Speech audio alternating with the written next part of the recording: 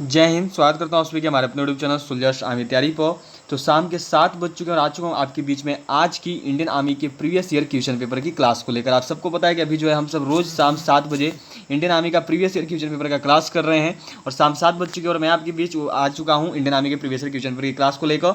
याद रखिएगा आज का जो हमारा पेपर है ये देखिए सोल्जर जीडी का होगा, जो कि आपका देखो जोरहट शिलोंग का ओरिजिनल क्वेश्चन पेपर है। ठीक है, देख सकते हो मैक्सिमम मार्क्स आपको जो है 100 की रहेगी और आपकी पासिंग मार्क्स 35 रखी जाएगी, लेकिन इतने से होना नहीं है। आपको कैसे भी देखो 30 to 35 क्वेश्चन सही करने ही होंगे इंडियन आर्मी के एग्जाम में जो है मेरिट अपना बनाने के लिए। ठीक है, तो सभी की ड्यूरेशन देखो 60 मिनट रहेगी, 60 मिनट के अंदर आपको करना होगा। चलिए तो आज के पेपर को शुरू करते हैं। पेपर शुरू करने से पहले, इस क्वेश्चन पेपर को बनाने से पहले अगर आप सब हमारे इस यूट्यूब चैनल पर नए हो तो जल्दी से चैनल को सब्सक्राइब करिए, चैनल को सब्सक्राइब करके बेल आइकन जरूर प्रेस कर दीजिएगा। उसी के साथ साथ क्लास को अटेंड कर रहे हो तो क्लास को सेशन को लाइक करो और क्लास को सेशन को लाइक करने के बाद अपने फ्रेंड्स के साथ शेयर जरूर किया करें। और एक बात याद रखिएगा कि क्लासेस की रूटीन आप सब देख लो, रोज दोपहर 1 बजे जो अभी देखो आपकी आर्मी के स्पेशल जीके की क्लास आ रही है जो कि आपकी ऑन डिमांड रह रही है। आपसे जो भी टॉपिक बोल रहे हो कि सर 1 बजे हमें पढ़ाई, उस टॉपिक का क्लास आपका ऑन डिमांड जीके जिस पढ़ाया जा रहा है। ठीक है, और रोज शाम 7 बजे आपकी इंडियन आर्मी के प्रीवियस रिवीजन मेमोरी क्लास रही है, तो सभी क्लासेस को आप सब अटेंड जरूर करें। तो चलिए आज की क्लास को शुरू करते हैं। याद रखना क्वेश्चन जो है सोल्जर जीडी का है, जोरहट शिलोंग का है। ठीक है, तो चलिए आज के क्वेश्चन पेपर को शुरू करते हैं कि जहाँ पे जो है आपका, चलो तो देखते हैं क्वेश्चन नंबर 1 के साथ। क्वेश्चन नंबर 1 आपकी क्या है? क्वेश्चन नंबर 1 यहाँ पे दी हुई देखो, ऑन विच डेट। और एक बात यहाँ पे याद रखना कि आज जो है आपको जो जीके जिसका पेपर है इसमें मैं आप सबको टारगेट 30 आउट ऑफ 30 दे रहा हूँ। ठीक है, क्योंकि जो भी क्वेश्चन सारे के सारे पढ़ाए हुए हैं, एक भी क्वेश्चन आपका, मैं जीके जिस की बात कर रहा हूँ। ठीक है, मैं भी मैथ की बात, मैथ भी इजी है, मैथ भी टफ नहीं है, रीजनिंग भी इजी है, लेकिन मैं जीके जिस की बात कर रहा हूँ अभी। जीके जीएस में जो है देखो आपको 30 आउट ऑफ 30 आज बनाने होंगे। आज एक भी नहीं छोड़ेगा, एक भी आपको क्वेश्चन नहीं छोड़ने होंगे, खास करके वैसे बच्चे जिनके एग्जाम देखिए 25 जुलाई एंड 29 अगस्त को होने वाले, एक भी क्वेश्चन आपसे नहीं छूटने चाहिए, क्योंकि 30 जो क्वेश्चन वो सारे सारे पढ़ाए हुए आए हुए। ठीक है, और खास करके वैसे बच्चे जो कि रेगुलर देखिए हमारा क्लास अटेंड करते हैं उनको तो और भी नहीं आज की क्वेश्चन मिस करनी होगी, सभी 30 में 30 बनाओगे, यही मैं आपसे प्रॉमिस लूंगा, तभी इस पेपर को आगे बनाने वाला हूं। ठीक है, तो पहले प्रॉमिस करो और फिर आगे बढ़ना कि हाँ 30 में 30 बनाएंगे, और आपका चैलेंज भी रहेगा ये मेरी ओर से। ठीक है, 30 में 30 आपको करनी है जीके जीएस की। ठीक है, और यदि आज आपने 30 में 30 करते हुए पेपर को नहीं फोड़ा तो आज मैं आपका सर फोड़ने वाला हूं। सभी को जो है 30 आउट ऑफ 30 आज का जीके जीएस का मेरे को स्कोर चाहिए। सभी का मेरे को कमेंट बॉक्स में देखना है कि हमने 30 आउट ऑफ 30 जो है जीके जीएस बनाया, आप सब बताओगे। ठीक है, और अगर पेपर नहीं फोड़ा तो मैं आपका सर पक्का फोड़ दूंगा, क्योंकि सारे सारे क्वेश्चन देखो पढ़ाए हुए हैं। तो याद रखना क्या क्वेश्चन देखो, on which date international day of non violence is observe. राष्ट्रीय अहिंसा दिवस किस तारीख को मनाया जाता है? अब ये दिवस वाला में क्लियर किया है ना, सबको पता है।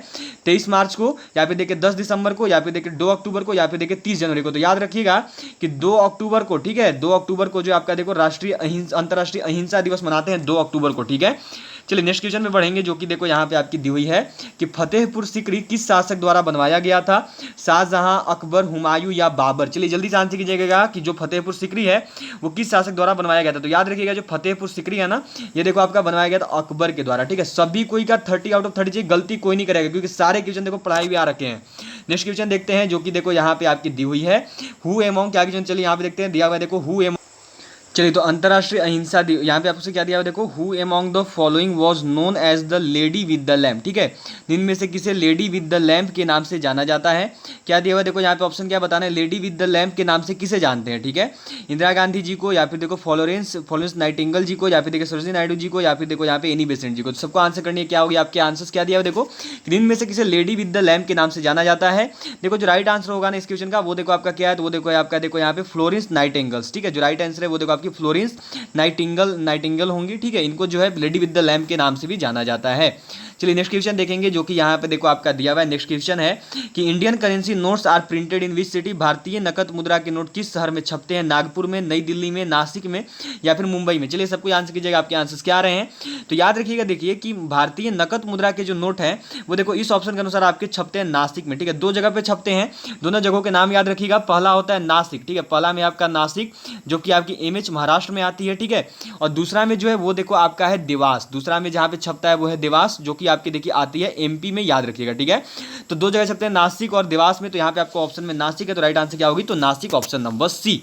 चलिए नेक्स्ट क्वेश्चन को बढ़ते हैं, जो कि यहाँ पे देखो आपका दिया हुआ है। नेक्स्ट क्वेश्चन है वो क्या है देखो आपका यहाँ पे कि where are the UNO located, where is the headquarter of UNO located. संयुक्त राष्ट्र संघ का मुख्यालय कहाँ स्थित है? न्यूयॉर्क में है, स्विट्जरलैंड में है, पेरिस में है, जिनेवा में। जल्दी से आंसर करना, सभी को एक एक क्वेश्चन पेपर, यहाँ पे देखो 5 के 5 क्वेश्चन आपको पढ़ाए हुए आ रखे हैं। ठीक है, सभी को मैंने 5 के 5 क्वेश्चन पढ़ा। देखना अभी 30 में 30 क्वेश्चन जो आपका इस पेपर का वो सारा सारा पढ़ाया हुआ है। तो चलिए सबके आंसर कीजिएगा कि यूएनओ का जो मुख्यालय संयुक्त राष्ट्र संघ का वो कहाँ स्थित है। तो याद रखिएगा संयुक्त राष्ट्र संघ का जो मुख्यालय है वो कहाँ है, तो वो देखो आपका ऑप्शन नंबर ए न्यूयॉर्क में स्थित है। इस प्रकार से इसकी राइट आंसर देखो यूएसए भी होगी, ठीक है। संयुक्त राज्य अमेरिका में जो आपका न्यूयॉर्क है, तो आंसर में क्या चलेगा यूएसए या फिर न्यूयॉर्क, ठीक है। हो गया सभी का। चलिए नेक्स्ट क्वेश्चन की ओर बढ़ेंगे, जो कि यहाँ पे देखो आपका दिया हुआ है। नेक्स्ट क्वेश्चन है क्वेश्चन नंबर 6। ये देखिए आपकी दी हुई है, in which year the third battle of Panipat was fought. Panipat का तीसरा युद्ध किस वर्ष लड़ा गया था। मैंने आपको बोला था कि पानीपत का प्रथम युद्ध और पानीपत का तीसरा युद्ध सबसे महत्वपूर्ण है, इससे बहुत ज्यादा क्वेश्चन आता है। देखो आ भी गया है, बतानी है कि पानीपत का जो तीसरा युद्ध है वो किस वर्ष लड़ा गया। चलिए सबके आंसर कीजिएगा, तो क्या होगा आंसर देखो, तो आंसर में देखो आपका ऑप्शन नंबर 20 1761 होगा, ठीक है। आंसर क्या होगा, तो आंसर ऑप्शन नंबर 20 1761 होगा। याद रखिएगा आपसे, देखिए 14 जनवरी 1761 को जो है आपका देखो पानीपत का तृतीय युद्ध लड़ा गया था। राइट आंसर क्या होगी, तो ऑप्शन नंबर बी, ठीक है।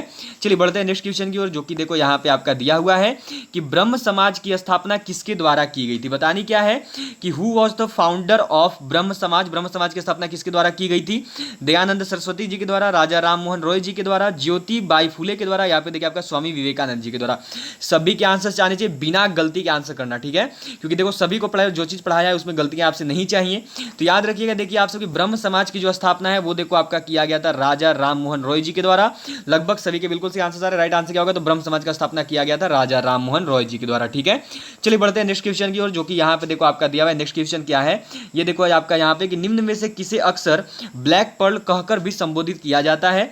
Who among the following is often referred as black pearl. यहाँ देखो दिया क्या दिया हुआ, देखो आपका मैराडोना को कहते हैं, पेले को, सेरेना विलियम्स को, या फिर देखिए वीनस विलियम्स को। क्वेश्चन देखो आपका स्पोर्ट्स वाला है, स्पोर्ट्स में पढ़ाया था आप सबको कि किस खिलाड़ी को जो ब्लैक पर्ल के नाम से भी जानते हैं। तो याद रखिएगा ब्लैक पर्ल के नाम से जो ना किसके जानते हैं, तो ब्लैक पर्ल के नाम से जो देखो आपका जाना जाता है पेले को, ठीक है। आंसर याद रखना, राइट आंसर क्या होगी, तो ऑप्शन नंबर बी पेले। पेले को जो है देखो आपका जाना जाता है ब्लैक पर्ल के नाम से। हो गया सभी का। चलिए बढ़ते हैं नेक्स्ट क्वेश्चन की ओर, जो कि यहाँ पे देखो आपकी दी हुई है क्वेश्चन नंबर 9। क्वेश्चन नंबर 9 देखो आपका यहाँ पे क्या है, क्वेश्चन नंबर 9 देखो, who was the author of the book my experiment with truth. My experiment with truth पुस्तक के लेखक कौन है। यहाँ पे देखो गोविंद वल्लभ पंत, मौलाना अब्दुल कलाम आजाद, या फिर देखो ताज अली बेग, या फिर महात्मा गांधी। जल्दी से आंसर आना चाहिए, बिना किसी मिस्टेक के आनी चाहिए। देख रहे होगे अभी तक के सारे क्वेश्चन पढ़ाई भी आ रहे हैं, इसलिए मैंने बोला था कि 30 आउट ऑफ 30 मेरे को आपसे आज चाहिए ही चाहिए। तो याद रखिएगा कि देखो यहाँ पे जो है माई एक्सपेरिमेंट विथ ट्रूथ जो पुस्तक है ना, उसके जो लेखक है वो कौन है, तो वो देखो आपके महात्मा गांधी जी हैं। राइट आंसर क्या होगा, तो option number D Mahatma Gandhi. हो गया होगा सभी का। चलिए बढ़ते हैं नेक्स्ट क्वेश्चन, क्वेश्चन नंबर 10 की ओर। ये देखो यहाँ पे आपका क्या है, क्वेश्चन नंबर 10 है देखो, upper house of the Indian parliament is known as the. भारतीय संसद के ऊपरी सदन को क्या कहा जाता है। विधानसभा, विधान परिषद, लोकसभा, या फिर देखिए आपका यहाँ पे राज्यसभा। चलिए सभी को आंसर करना, लगभग हर किसी ने पढ़ रखा होगा कि भारतीय संसद के ऊपरी सदन को क्या कहा जाता है। तो याद रखिएगा भारतीय संसद के ऊपरी सदन को जो है देखो राज्यसभा के नाम से जाना जाता है। ऊपरी सदन को राज्यसभा बोलते हैं और लोकसभा को निम्न सदन बोलते हैं। सबको याद रखिएगा, ठीक है। निम्न सदन बोलते हैं लोकसभा को, और राज्यसभा को जो ऊपरी सदन बोलते हैं, ठीक है। तो इस प्रकार पूछा गया है कि भारतीय संसद के ऊपरी सदन को क्या कहते हैं, तो भारतीय संसद के ऊपरी सदन को देखो राज्यसभा के नाम से जाना जाता है। सबको याद रखिएगा ऑप्शन नंबर डी, ठीक है। चलिए अब देखेंगे क्वेश्चन नंबर 11। तो यहाँ देखो थोड़ा सा पेज जो है ना, चलिए सबको क्या यहाँ पे आने चाहिए। देखो क्वेश्चन नंबर थोड़ी सी आगे बढ़ता हूँ, क्योंकि देखिए पेज मिस अरेंज हुआ है, थोड़ा सा ऊपर नीचे अरेंज हो गया है। तो क्वेश्चन नंबर 10 तक हो गया था, 11 से देखना है हमें, ठीक है। तो चलिए क्वेश्चन नंबर 11 देखिए आपका यहाँ पे है। क्वेश्चन नंबर 11 क्या है, देखो आपका यहाँ पे क्वेश्चन नंबर 11 है देखो, where is the, question number 11 देख लीजिए, where is the gateway of India located. Gateway of India कहाँ पर स्थित है, लखनऊ में, दिल्ली में, बंगलुरु में, या फिर मुंबई में। जल्दी से आंसर करना, अभी अभी क्लियर किया था जो ऐतिहासिक स्थल करवा रहा था मैं, तो जल्दी से बताना क्या होगा, गेटवे ऑफ इंडिया कहाँ स्थित है। तो याद रखिएगा जो गेटवे ऑफ इंडिया है ना, ये देखो आपका मुंबई में, ठीक है। और इंडिया गेट जो है वो दिल्ली में, ठीक है। याद रखना गेटवे ऑफ इंडिया मुंबई में, इंडिया गेट कहाँ पर है, तो दिल्ली में है, ठीक है। चलिए नेक्स्ट क्वेश्चन को देखेंगे, जो कि यहाँ पे है देखो आपका क्या है, देखो आपका यहाँ पे in India elections of Lok Sabha, in India election of Lok Sabha are held after every year. कितने टर्म में भारत में लोकसभा के चुनाव कितने वर्षों बाद कराए जाते हैं। यहाँ पे देखो 5 वर्ष ऑप्शन है, बी है 4 वर्ष, सी है 3 वर्ष, और डी है 6 वर्ष। ये आपको बतानी है। तो याद रखिएगा जो राइट आंसर है ना, लोकसभा के चुनाव सबको पढ़ाया है ना, सबको पढ़ाया, लगभग सभी को पता है यार। राइट आंसर क्या होगा देखो, तो भारत में लोकसभा के चुनाव कितने वर्षों बाद कराए जाते हैं। तो ये देखो आपका ऑप्शन नंबर ए होगा 5 वर्ष, ठीक है। 5 वर्षों के बाद जो है देखो भारत में लोकसभा चुनाव करवाए जाते हैं। नेक्स्ट क्वेश्चन देखेंगे, जो कि यहाँ पे देखो आपका दिया हुआ है क्वेश्चन नंबर 13। ये है देखो, which of the following rivers originates from Amarkantak. निम्नलिखित में से कौन सी नदी का उद्गम स्थल अमरकंटक है। उद्गम स्थान अमरकंटक है, ठीक है। तो देखिए ये जो थोड़ा क्वेश्चन, ये थोड़ा सा आपका थोड़ा सा मतलब कि घुमावदार उटपटांग जैसे इसको दे रखा है, ठीक है। देखो अमरकंटक से ऐसे देखोगे तो आपकी यहाँ पे जो है आपकी 2 नदियां हो जाएंगी, नर्मदा और सोन। अमरकंटक से नर्मदा देखो आपका विंध्याचल में अमरकंटक नामक स्थान से निकलती है, और अगर अगर यहाँ पे देखोगे आपका तो सोन जो अमरकंटक की पहाड़ी से निकलती है, तो दोनों मिल रहा है इस प्रकार से। लेकिन देखिए अगर ऐसे बढ़िएगा तो आपका सोन इसका आंसर चलेगा, ठीक है। राइट आंसर जो ऑप्शन ए हो जाएगा सोन, क्योंकि जो इंडियन आर्मी ने जो पेपर सोल्व किया था उसका जो सॉल्यूशन दिया था उसके अनुसार इन्होंने सोन को दिया है। राइट आंसर वो देखो इसका ऑप्शन नंबर ए सोन होगा, ठीक है। याद रखिएगा अमरकंटक की पहाड़ियां देनी चाहिए, पर शायद पहाड़ियों को मिस किया, तो राइट आंसर क्या होगा इसको देखो, इसका राइट आंसर देखो सोन, ठीक है। निम्न में से कौन सी नदी का उद्गम स्थल अमरकंटक है, तो वो आपका सोन हो गई, ठीक है। चलिए नेक्स्ट क्वेश्चन को देखेंगे जो कि यहाँ पे देखो आपका दिया हुआ है, क्वेश्चन नंबर 14 है, who appoints attorney general of India, Bharat के अटॉर्नी जनरल की नियुक्ति कौन करता है, राज्यपाल, प्रधानमंत्री, राष्ट्रपति, या फिर देखिए सुप्रीम कोर्ट के मुख्य न्यायाधीश, chief justice of supreme court, ये यहाँ पे लिखा हुआ है। तो याद रखिएगा आपसे, देखिए क्या पूछा है कि भारत के अटॉर्नी जनरल की नियुक्ति कौन करता है, तो भारत के अटॉर्नी जनरल की जो नियुक्ति है ये देखो की जाती है ऑप्शन नंबर सी राष्ट्रपति, प्रेसिडेंट के द्वारा, ठीक है। आंसर क्या होगी, तो ऑप्शन नंबर डी राष्ट्रपति हो गया सभी का। और अभी जो अभी आपके अटॉर्नी जनरल है उनका क्या नाम है, ये भी यहाँ पे आप सब जानना चाहोगे, याद ना वेणुगोपाल है, ठीक है। अभी यहाँ पे एक चीज आप याद रखिएगा, वेणुगोपाल जो है अभी हमारे अटॉर्नी जनरल है इंडिया के, प्रेसिडेंट में बोलूँ तो कौन है, तो वेणुगोपाल, ठीक है। चलिए नेक्स्ट क्वेश्चन देखेंगे जो कि देखो यहाँ पे आपकी दी हुई क्वेश्चन नंबर 15 ये है, देखो आपका यहाँ पे कि which place is known as the roof of the world, roof of the world किस स्थान को कहा जाता है, अरुणाचल प्रदेश, अलास्का, तिब्बत या फिर चीन। तो याद रखिएगा कि रूफ ऑफ द वर्ल्ड किस स्थान को कहते हैं, तो याद रखना रूफ ऑफ द वर्ल्ड जो है ना ये आपका कहा जाता है देखो तिब्बत को, ठीक है। रूफ ऑफ द वर्ल्ड किसे कहते हैं, तो रूफ ऑफ द वर्ल्ड जो है बोला जाता है तिब्बत को, पामीर का पठार ऐसे बोलते हैं पर तिब्बत का पठार भी चलता है, ठीक है। तो रूफ ऑफ द वर्ल्ड के रूप में किस स्थान को जानते हैं, तो तिब्बत को जानते हैं। चलिए 15 जो है आपके जीके हो गए ना, ठीक है, 15 जीके हो गए, और मेरी जहां तक उम्मीद है कि आप सबने 15 आउट ऑफ 15 जीके में टच किया होगा, क्योंकि बहुत अच्छा पेपर था और सारी चीजें पढ़े हुई याद रखिए, ठीक है। चलिए बढ़ते हैं नेक्स्ट क्वेश्चन को जो कि देखो आपका क्वेश्चन नंबर 16 रहेगा। क्वेश्चन नंबर 16 देखो आपका यहाँ पे क्या है दिया हुआ है, देखो the disease caused by the bite of a mad dog is called, पागल कुत्ते के काटने से कौन सी बीमारी होती है, रेबीज होती है, मलेरिया होती है, हैजा होती है, डेंगू होती है। जल्दी से आंसर करना बिना किसी मिस्टेक के करना, लगभग सभी को पता है, सभी को पढ़ाया है, लगभग सभी ने पढ़ा भी है, ठीक है। तो याद रखिएगा आप सब, देखिए कि पागल कुत्ते के काटने से जो बीमारी होती है ना वो कौन सी बीमारी है, तो वो बीमारी है देखो आपके यहाँ पे राइट आंसर क्या होगी, ऑप्शन नंबर ए रेबीज हो गया सभी का। चलिए बढ़ते हैं नेक्स्ट क्वेश्चन की ओर जो कि देखो यहाँ पे आपकी दी हुई है क्वेश्चन नंबर 17 ये है, देखो यहाँ पे आपका कि main organ of respiratory system in human body क्या है, देखो यहाँ पे मनुष्य के शरीर का प्रमुख श्वसन अंग कौन सा है, बताइए। देखो गुर्दा है, त्वचा है, फेफड़ा है या हृदय है। तो आप सब जानते हैं देखिए कि मानव जो है सांस लेता है आपका देखो किस अंग से, फेफड़ा से, तो इस प्रकार कौन सा इंपॉर्टेंट हो गया, लंग हो गया, फेफड़ा, ठीक है। चलिए नेक्स्ट क्वेश्चन देखेंगे जो कि देखो यहाँ पे आपकी दी हुई है क्वेश्चन नंबर 18 18 नंबर सवाल ये है, देखो आपका after digestion protein is converted into, पाचन के पश्चात प्रोटीन किस में परिवर्तित होता है, ग्लूकोज में, वसा में, एमिनो एसिड में या फिर देखिए सुक्रोज में। सबको बताइएगा कि पाचन के पश्चात जो है देखो आपका प्रोटीन किस में परिवर्तित होता है। तो अगर अभी तक क्लास क्वेश्चन को लाइक नहीं किया तो किसका इंतजार कर रहे हो, क्लास अटेंड कर रहे हो तो जल्दी से क्लास क्वेश्चन को लाइक करो, और अगर चैनल पर नए हो और अगर अभी तक अपने चैनल को सब्सक्राइब नहीं किया तो जल्दी से चैनल को सब्सक्राइब करके एंड बेल आइकन को जरूर प्रेस कर दीजिएगा और उसको ऑल पे सेट रखना, ठीक है। तो देखिए पाचन के पश्चात जो प्रोटीन है ना किससे परिवर्तित होता है, तो बिल्कुल सी सभी के आंसर बहुत अच्छे आ रहे हैं। राइट आंसर क्या होगा, देखो option number C amino acid, ठीक है। एमिनो एसिड में जो देखो आपका प्रोटीन परिवर्तित हो जाता है। चलिए नेक्स्ट क्वेश्चन को देखेंगे जो कि यहाँ पे देखो आपका दिया हुआ है। नेक्स्ट क्वेश्चन क्या है, ये है देखो यहाँ पे आपका कि प्रकाश संश्लेषण में अधिकतम होता है, ठीक है। बताने की जो प्रकाश संश्लेषण उसमें अधिकतम क्या होती है, यहाँ पे नीला प्रकाश होता है, बैंगनी प्रकाश होता है, हरा प्रकाश होता है या फिर श्वेत प्रकाश होता है। तो याद रखिएगा प्रकाश संश्लेषण में जो अधिकतम प्रकाश यहाँ के ऑप्शन के अनुसार जो राइट आंसर होगा वो देखो आपका बैगनी है, ठीक है। वायलेट लाइट है, यहाँ के अनुसार जो राइट आंसर वो बैगनी है, लेकिन ऐसे जो होता है वो देखो आपका लाल, याद रखिएगा लाल सबसे अधिक होता है, ठीक है। लाल जो है ये सबसे अधिक होता है, और लाल के बाद जो सेकंड नंबर पे है, लाल के बाद जो सेकंड नंबर पे आता है याद रखिएगा लाल हो गया, ठीक है। यहाँ पे फर्स्ट नंबर पे कौन होता है, फर्स्ट नंबर पे लाल होता है, लाल के बाद जो सेकंड नंबर पे होता है वो देखो आपका बैगनी रंग है, सबको याद रखिएगा। राइट आंसर इस प्रकार क्या हो गया इसका, तो प्रकाश संश्लेषण में अधिकतम कौन होता है, तो वो देखो आपका बैगनी हो गया यदि लाल नहीं दिया है तो, ठीक है। चलिए नेक्स्ट क्वेश्चन को देखेंगे जो कि यहाँ पे देखो आपका क्वेश्चन नंबर 20 20 नंबर सवाल है। ये देखो यहाँ पे आपका typhoid is caused by, typhoid किसके कारण होता है, वायरस, बैक्टीरिया, प्रोटीन या फिर प्रोटोजोआ। जल्दी से आंसर करिएगा, लगभग सभी ने पढ़ी है और बहुत ईजी क्वेश्चन भी है, सभी के आंसर आने चाहिए। तो याद रखिएगा आपसे देखो कि जो आपका टाइफाइड है ना ये किसकी वजह से होता है, तो जो टाइफाइड है ये देखो आपका होता है यहाँ पे राइट आंसर इसकी देखो ऑप्शन बी बैक्टीरिया की वजह से, ठीक है। आंसर क्या होगी, तो ऑप्शन बी बैक्टीरिया, बैक्टीरिया की वजह से देखो आपका टाइफाइड नामक रोग जो है होता है, ठीक है।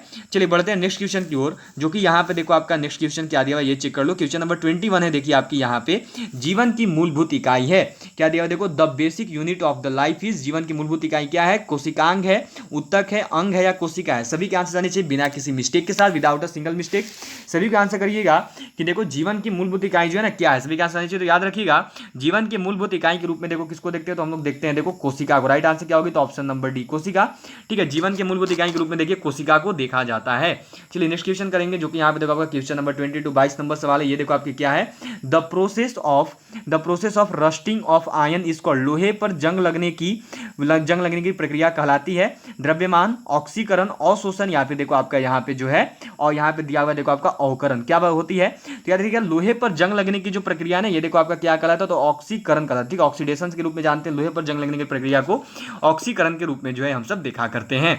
चलिए नेक्स्ट क्वेश्चन करेंगे, जो कि यहाँ पे देखो आपका क्वेश्चन नंबर 23। ठीक है, तो मिस अरेंज हुआ था, तो क्वेश्चन नंबर 23 का पेज देखिए आपका ऊपर अटैच हुआ है। तो देखिए क्वेश्चन नंबर 23 जो यहाँ पे आपका दिया हुआ है ना, ये है देखो आपका आवृत्ति का मात्रक है। क्या पूछा है देखो कि मेजर ऑफ फ्रीक्वेंसी इज, आवृत्ति का मात्रक है मीटर, न्यूटन मीटर, सेकंड या फिर हर्ट्ज। तो याद रखिएगा आवृत्ति का जो मात्रक है वो देखो आपका ऑप्शन डी हर्ट्ज है। ठीक है, राइट आंसर क्या होगी, तो ऑप्शन डी हर्ट्ज, आवृत्ति के मात्रक को हर्ट्ज के रूप में जानते हैं। नेक्स्ट क्वेश्चन करेंगे, जो कि है देखो यहाँ पे आपका which of the following is a non metallic material, इनमें से कौन सा एक अचुंबकीय धातु है। यहाँ पे आपको बतानी है क्रोम, यहाँ पे देखो आपका क्या है, कोबाल्ट, निकेल, टीन या लोहा। इनमें से बताना है कि कौन सा जो आपका अचुंबकीय, सभी को पढ़ाया है, मैराथन क्लासेस को कंप्लीट किया, जल्दी से आंसर करना। निम्न में से कौन सा जो है देखो आपका एक अचुंबकीय पदार्थ है। तो याद रखिएगा कि निम्न में से जो आपका एक अचुंबकीय पदार्थ है वो है देखो टीन। ठीक है, राइट आंसर क्या होगी, तो option number C tin. Tin जो है ये देखो निम्न में से आपका एक अचुंबकीय पदार्थ है। चलिए नेक्स्ट क्वेश्चन करेंगे, जो कि यहाँ पे दिया हुआ है देखो कि the red colour of human blood is due to, मनुष्य के रक्त का लाल रंग किसके कारण होता है। यहाँ पे देखो आपका दिया हुआ इम्यूनोग्लोबिन, हीमोग्लोबिन या फिर देखो आपके यहाँ पे दी हुई है हेप्टोग्लोबिन या फिर देखिए आपका मायोग्लोबिन। तो याद रखिएगा कि मनुष्य के रक्त का जो लाल रंग है वो देखो आपका होता है हीमोग्लोबिन की वजह से। राइट आंसर क्या होगी, तो ऑप्शन नंबर बी हीमोग्लोबिन। सबकी हो गई होगी।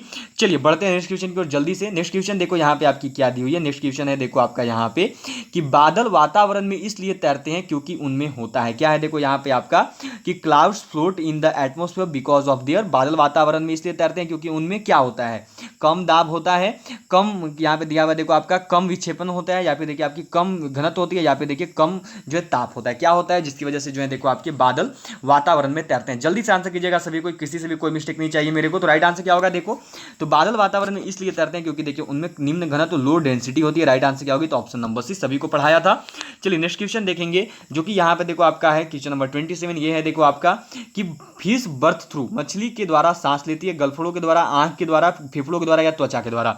बताने की जो मछली है ना वो किसके द्वारा सांस लेती है, ये जो आप सबको यहाँ बताएं। तो याद रखिएगा जो मछली है ये देखो आपका सांस लेती है किसके द्वारा, तो गलफड़ों के द्वारा। ठीक है, मनुष्य लेते हैं फेफड़ों के द्वारा, और जो मछलियां होती हैं ये देखिए सांस लेते हैं आपकी देखो गिल्स के द्वारा, गलफड़ों के द्वारा। ठीक है, चलिए नेक्स्ट क्वेश्चन को देखेंगे, जो कि यहाँ पे देखो आपका दिया हुआ है।